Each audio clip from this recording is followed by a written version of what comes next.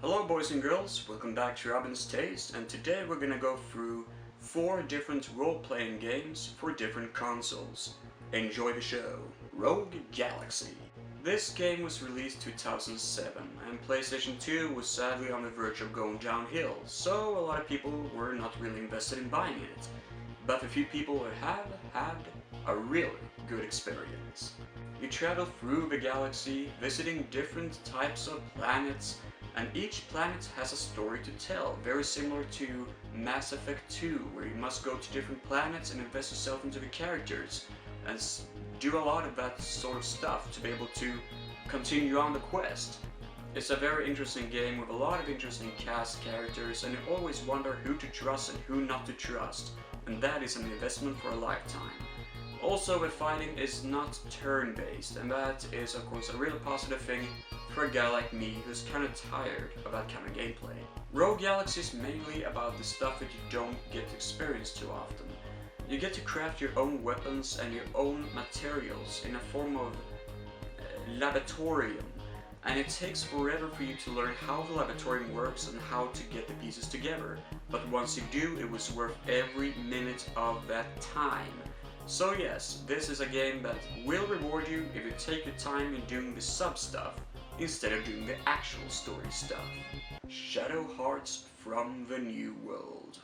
This game is more of a classic RPG style of fighting. It's turn-based and you get to fight a lot of different enemies, big monsters taken almost directly from the horror movie classic The Thing, and have a lot of weird characters along your side. That is the good part about the game.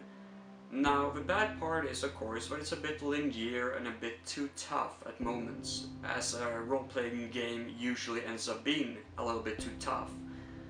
But this is definitely still a good title. You play a private detective who gets pulled into the supernatural world of super evil demons, and you get to do a lot of weird missions, like going to Alcatraz to spring Al Capone. Yes, Al Capone is a good guy in this game. How cool ain't that? You get to have a big cat who knows Kung Fu, or maybe it's called Cat Fu, I'm not sure. You get to have a 50-year-old man who believes that he's a ninja. You get to have a mariachi man who can burn fire from his guitar. I don't know what's up with that. And you get to visit Area 51 and a lot of other bizarre places. It's really wicked, it's really, really weird, and it's really damn good. Infinite Undiscovery. The worst title yet. The game tells the story of a main character who is mistaken for being a hero because he looks exactly like the hero does.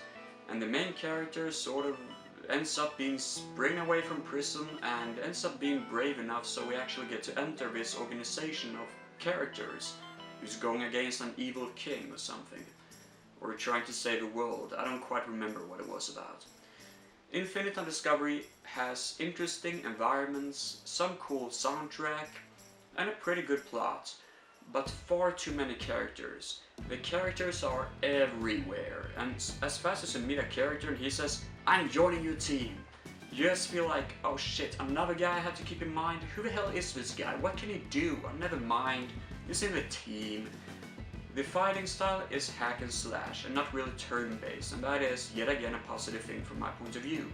And that's the reason why I play this game so much, because it's rather interesting to get into fights. The game is too goddamn long. It got 2 discs, and once you finish one disc, something happens, and then you have to finish the second disc, and then you find out that the story sort of diverts itself into becoming way too complicated and becoming way too weird.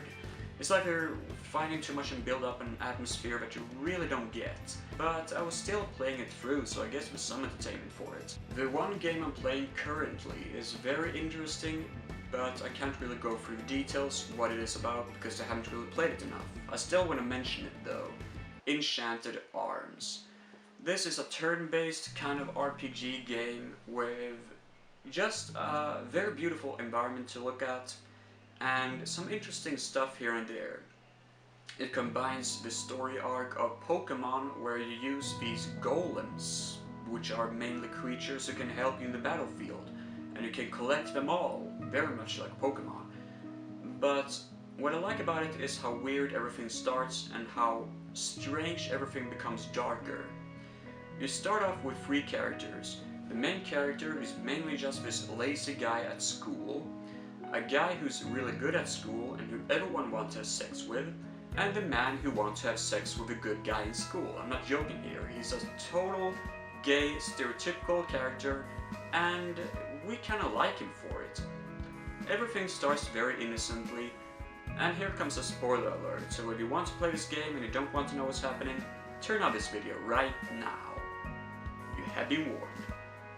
3 hours into the game, the main character is the only guy who survives a gigantic attack, not only towards his own friends, but also to the entire city, which is wiped out. Clean of a map. The main character wakes up in a prison cell and he is devastated. You don't know what has happened, you just found out that the entire town is dead, he's the only survivor, his friends are dead. What the fuck? Everything starts so innocently with a stereotypical gay character and some ridiculous stuff, but some charming stuff. And then everything takes the darkest possible turn you can imagine. Holy shit! And now I'm really invested in playing the rest of Enchanted Arms, because this could actually be a damn good title for Xbox 360. Anyways, that's it. Take care everybody. Goodbye.